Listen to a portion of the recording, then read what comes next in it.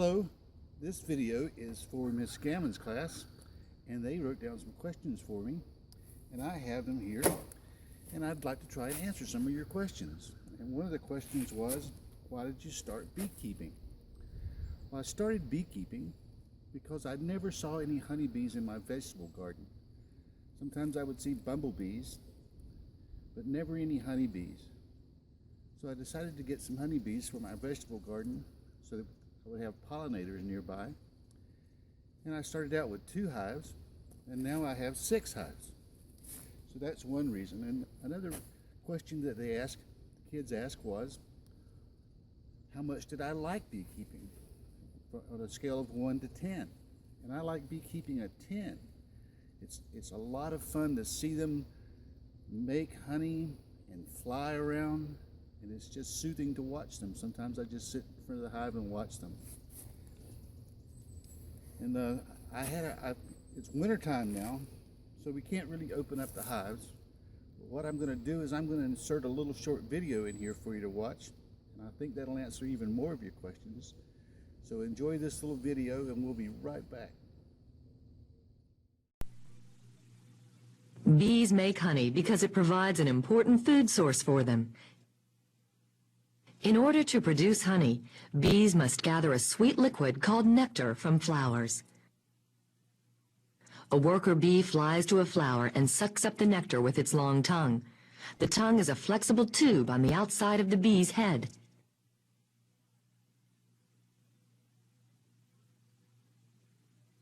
The nectar goes through the bee's mouth and into the honey stomach, where it is stored. The honey stomach is located in the bee's abdomen.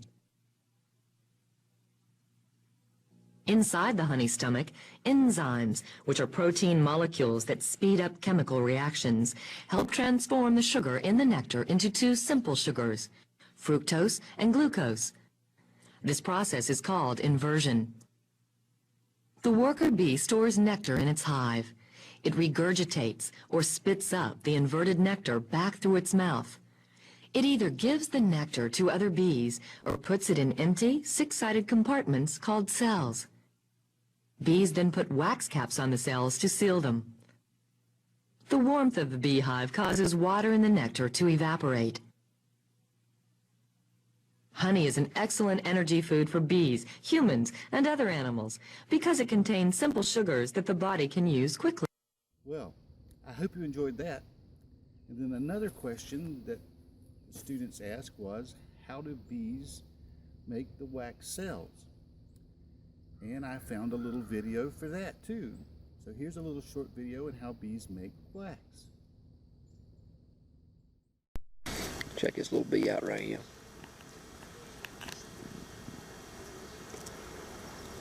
Look at the wax flakes underneath her. You see them? See them? Look at that. It's a honeybee producing wax.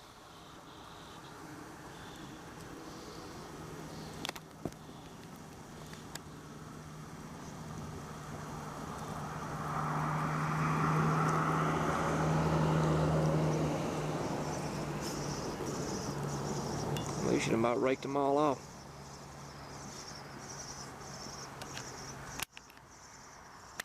See there? Little wax flakes. Yeah, see her raking them off? Working on some combs. And somebody asked a question about sleep spray. And I guess what they're asking was what I was using to spray on the bees to calm them down. And that's in this spray bottle here. And what's in here is just water and a few drops of peppermint oil. And it's the same kind of oil used to make peppermint candy, those red and white candies you see lots of times at Christmas. And it's just a spray bottle like you would use for cleaning windows. It smells like peppermint candy. And so when the bees are sprayed with this water, they smell the peppermint candy and it calms them down. It makes them happy. Peppermint candy makes me happy. And another question was, somebody wanted to see a bee do the waggle dance. And I have a little video for you to watch on that. So I hope you enjoy this video about waggle dancing. A healthy hive of honeybees functions like a perfect and fluid organism. At the center of all activity is the queen. An egg-laying machine, the queen is actually a slave to her duties, laying up to 2,500 eggs a day. As many as 2 million in her lifetime. The worker bees are all female and make up the bulk of the colony. In a typical hive of 30,000 bees, only about 100 are males, called drones. With oversized eyes and bulky bodies, drones are not equipped to gather pollen or nectar and must rely on the workers to feed them. The invaluable work bees do takes its toll. In the summer, workers only live around 30 days, literally worked to death. But the hive is constantly replenished with new generations of bees, ready to go to work from the moment they hatch.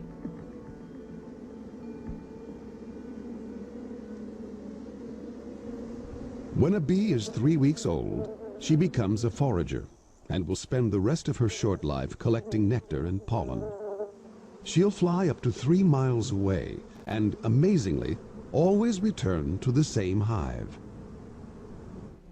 When she discovers an abundant pollen source, she'll recruit other foragers through a most unusual form of communication, a dance. She informs the other bees that food is available and that food is in such and such a direction from the hive and is at such and such a distance away from the hive.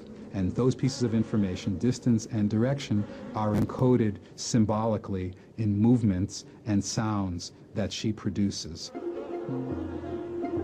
Turn right at 100 feet. Take a left at 50 feet.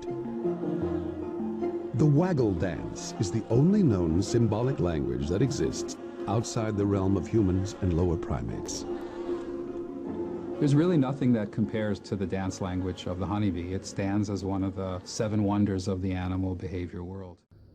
Well, there's all the questions I think I can answer today. I hope you enjoyed the videos, and I hope it's not too very awful cold in Chicago. So take care, and I'll talk to you on the internet soon again.